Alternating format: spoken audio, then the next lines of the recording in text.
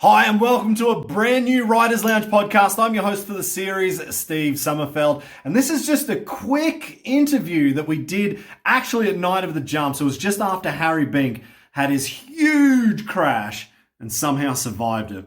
So just enjoy this one. It's about 10 minutes. It's just a short one, and then we'll bring some more interviews out very, very soon. And I do want to say a quick shout out to Rothaus Tannenzaepfle. Thank you very much. Enjoy the new podcast. Alrighty, we're back.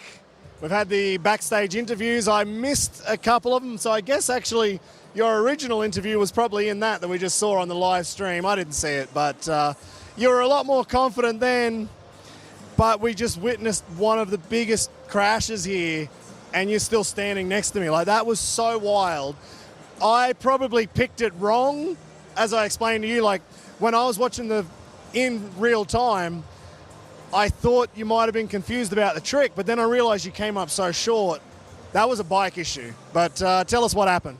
Yeah, I come into the jump, and it was like someone put their thumb on the kill switch halfway up the up ramp. The bike bogged and just boom. And I thought I was going to hit the concrete. And then I was like in the air for a while. I'm like, still in the air. I'm probably going to make the landing ramp. We went backstage. We've had a look at the bike. The electrics are corroded. They've melted on themselves, and it caused the fail. We're looking over the bike. There's just the electrics on the KTMs. We're still yet to find out the problem, but it was a bike failure. I just flew in from Australia. I was coming here with a lot of goals. I trained my butt off for this event. The big next gen ramp over there, that was me. I was planning on double flipping it and doing some cool stuff for you guys. But yeah, I'm super bummed, gutted, but at the same time, I'm very grateful that I'm still alive and walking. Because if that was in an airbag, I think I would be straight to hospital. Mate, you wouldn't even have started this competition tonight if it wasn't an airbag. So in training this morning, you started on the 9-meter radius as your first ramp to jump, because it's an Aussie comp, so that feels like normal. So you went straight from the Aussie comp, checked out the next gen ramp. Like, what a hell of a step up. But this is what you've been training on. So, like, for you, it's probably not that big of a deal to go to a next gen than looking at the Euro ramps, for example. But his first jump, you just a bit too much pepper on it. That one could have broken wrists or ankles, and somehow the big airbags, that saved you on the first one. Yeah, definitely. If I wouldn't be messing with this big jump without being on an airbag. But in saying that, if that was to dirt, I would be a dead man. So we're very grateful for big airbags and amazing equipment. I had a big crash, and I think that's what could have caused the electric failure into the night. So everything adds up. So I think it could have been from that. We don't know, but I'm very lucky to be walking tonight. That's it. Did you notice, actually, was it maybe the electrics when you're in the best whip and your bike didn't start? Yeah, so it bogged when I went to start it again, and I was like, I need to go get out the back, check it. We checked over it, started it, and the bike ran perfect. So I went into my freestyle run with a confident mindset, and it stung me. So yeah, I'm rattled, and I'm just like, I have no confidence whatsoever now. I'm terrified. Yeah, well, that's what I was thinking when we were talking about this in the show. Confidence is everything, and as soon as you've got a bike failure, it's all over. You're not going to come back from that. It's a very simple answer, I think, but will we see you later on tonight? In the grandstands cheering on for the other boys. I don't have a bike. We're looking over that bike, and we've found 3 to 4 problems within the electricals in some other places. So that bike is a full write-off right now. And we're just trying to make a smart move, and I think the best bet is to go to KTM and buy a brand new bike. Right, well, that's a good one. So let's start looking about the future. Let's not talk about the shit or the bad stuff. Hang on. Beep. This is only the first time you've been at Night of the Jumps. You've already impressed everybody here. This is a sold-out stadium in Munich. Everyone was behind you. You stood up after it and spoke to the crowd, which shouldn't have happened, but you did, which is awesome. I am sure we'll see you back at Night of the Jumps.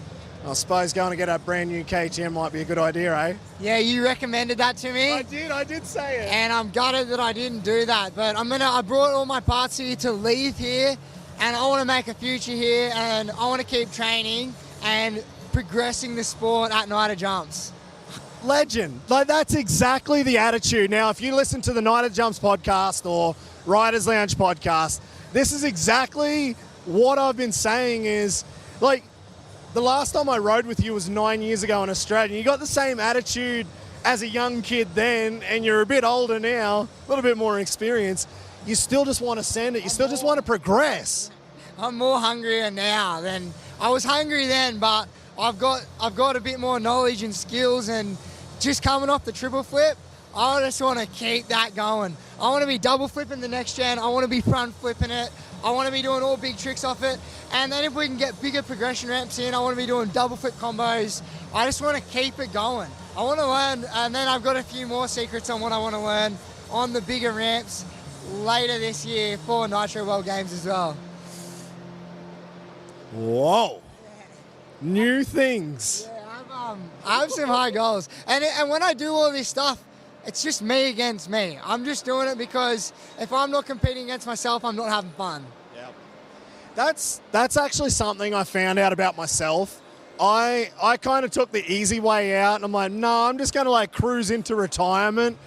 I didn't really. I was still working on new tricks, but I never really pushed it for these big tricks. The Harry Binks, the Jackson Strongs, the Josh Sheehan's, the Taka Higashinos, Adam Jones of old, Travis Pastrana. Like, there's a very different mentality where you're competing against yourself, and that's about it. And I think if you're competing against everybody else, it's probably almost more harmful. Like, if you're motivated to be better every day, is better than being better than someone else. Yeah, definitely. Definitely. I think that's where everyone gets mixed up with competing in sports, but I think it's the same in life. A lot of people always try to compare themselves against other people, and it's such a wrong way to go about things. If you compete against yourself, all your competitors become your best friends as well. So, note to anyone that wants to have a healthy mindset, love what you do and compete against yourself, and then you'll end up having lots more friends within the industry as well. What a way to wrap that one up. The lights have gone out inside the Olympia Hulla. We're about to get kicked out, so I'm going to have to turn our lights out. Thank you very much, Harry, and we'll see you again soon. Thank you. I'm pumped to be here, and I'm going to see you guys again.